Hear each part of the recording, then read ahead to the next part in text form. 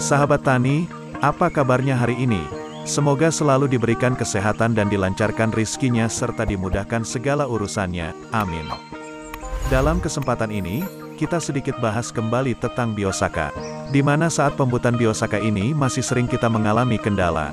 Di antaranya, kesusahan dalam memilih bahan, perlakuan peremasan, bahkan sampai hal tangan menjadi gatal saat pembuatan. Mari sama-sama kita simak kembali penjelasan-penjelasan dari Bapak Ansar selaku penemu Biosaka, agar kegagalan dalam pembuatan dan aplikasi Biosaka ini bisa dihindari. Mohon diperhatikan, kalau pas buat gatel teruskan, kalau larutannya jadi gatel hilang spontan. Jangan kalau pas buat gatel, ya di tangan gatel terus berhenti, itu bisa 3 hari lenahan. Tapi kalau larutan itu jadi, ya teruskan. Kalau larutan itu jadi homogen, gatelnya langsung hilang. Tapi kalau dilanjutkan saja pas jadi homogen, itu gatelnya hilang. Hampir semua rumput potensi gatel ada.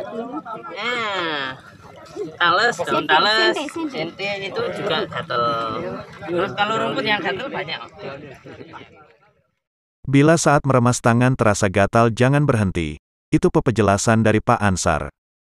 Karena, bila berhenti gatalnya akan terasa bisa sampai 3 baris. Namun bila diteruskan sampai jadi homogen, rasa gatal tersebut akan hilang. Kalau ada orang menjual zat kimia seperti itu, tapi rakyatnya bisa membuat sendiri, kenapa harus beli? Dan itulah pentingnya sekarang kita roadshow di sini mengajari setiap desa, setiap kecamatan, setiap kabupaten supaya mampu membuat sendiri sehingga yang menjual-jual itu nggak.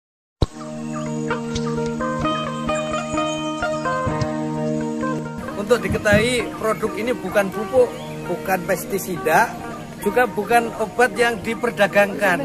Dan nggak bisa dibikin pabrik, kenapa? Bikinnya harus manual pakai tangan, nggak bisa pakai blender. Penting untuk diingat, kunci utama untuk berhasil dalam pembuatan Biosaka yaitu pada pemilihan bahan. Tadi itu tak bilang, sedikit saja kesalahan bahan bukan tidak bisa menjadi Biosaka, tapi menjadi pemicu. Jadi Biosaka tapi jadi pemicu untuk sakit. Misal ada jamur, jadi kita bisa jangan-jangan malah nyemprot bibitnya jamur. Ada hama, kita indikasi bahwa tanaman itu sudah menarik hama. Takutnya tanaman budidaya kita itu mengeluarkan sinyal yang menarik hama. 100% sehat, mulai dari fisiknya, pupus daunnya, terus tahan terhadap cuacanya, yowis seperti itu. Intinya satu, sabar. Kadang untuk mencari bahan itu jangankan keliling lapangan, keliling 3 kecamatan mau pun pernah, mau sering. Enggak ngerti kita, persentasinya mungkin hanya 0,00 sekian. Kalau itu bahan kimia, dia akan mengeluarkan reaksi. Nah, reaksi yang terus berlanjut sampai akhir, makanya harapan kita homogen. Contoh A plus B plus C, ya. Misalnya bahan A plus B plus C, misalnya A bahan kimia, B bahan kimia, C bahan kimia, itu kita reaksikan dengan harapan menjadi sebuah reaksi ABC, ya, ABC tanpa ada yang teroksidasi. Nah, pokoknya homogen lah jadi ABC. Gara-gara reaksinya terhenti di tengah, jadinya bisa AB plus C, bisa A plus BC, atau AC plus B, bisa seperti itu. Ini logika-logika di reaksi kimia.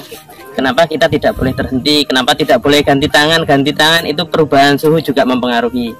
Apalagi pindah tempat, atmosfer yang ada di dalam ember itu tiba-tiba bereaksi dengan udara, itu juga berbeda. Saya indikator melihat tanaman itu beradaptasi dengan cuaca itu di pucuknya.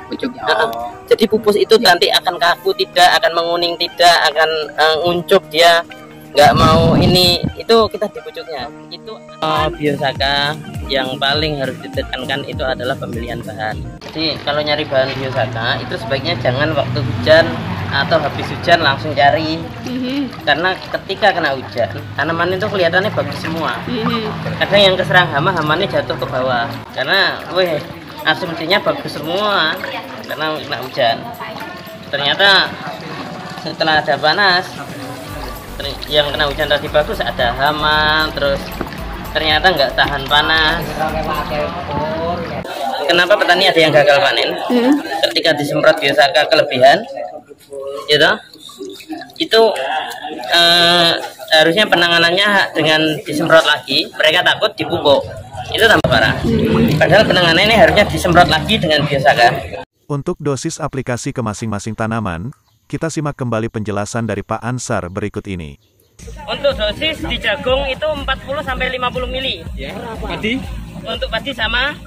Kalau untuk dele itu hanya 30 mili per tangki 15 liter. Melon, Pak? Melon hanya 10 mili. Oke. Bawang merah? Untuk padi 40-50. Bawang merah, Pak? Bawang merah hanya sekitar 20 mili. Kalau untuk bawang merah di awal tanam itu sekitar 10 mili. Setelah umur 1 bulan ke atas itu 20-25 mili. Dalam pembuatan biosaka, tidak boleh di blender ataupun ditumbuk.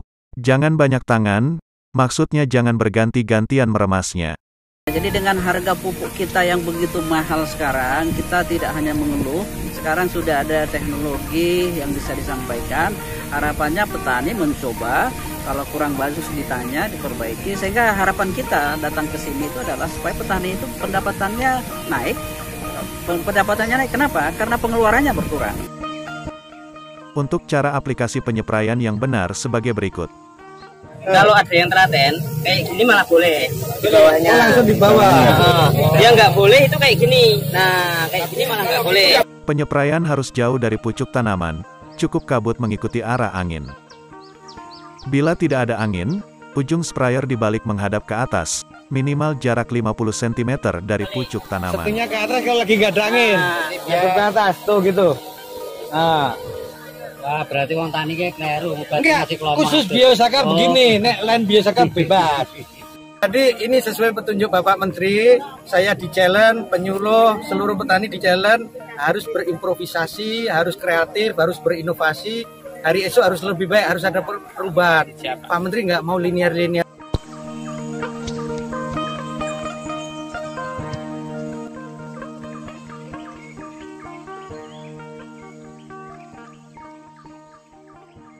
Lalu, bagaimana menangani saat overdosis biosaka? Penanganannya itu disemprot ulang dengan dosis boleh ditambah, boleh sama. Itu hanya dengan pengambilan jalan lebih cepat. Penanganannya yaitu, disemprot ulang dengan dosis sama atau ditambah, dan penyemprotan lebih kabut jalannya lebih cepat. Penyemprotan bagus jam 3 sore saat berangin. Semakin berangin lebih bagus kabutnya bisa menyebar.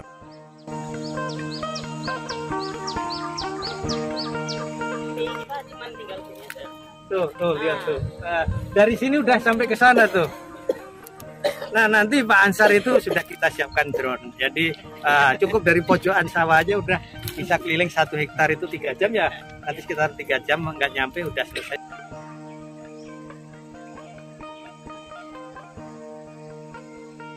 Cara meremas nggak bisa pakai itu loh. Nggak bisa pakai blender, harus manual tangan. Makanya ini karena apa? Di sini kan beda ada ininya. Jangan khawatir, ini nanti rumput juga banyak, tapi tanaman tetap hidup terus. Ya, nggak apa-apa. Kalau bisa bikin sendiri bahan-bahan sekelas gini, kenapa mesti beli? Efisiensi biaya petani nggak akan ngeluh. Petani tangguh, kuat.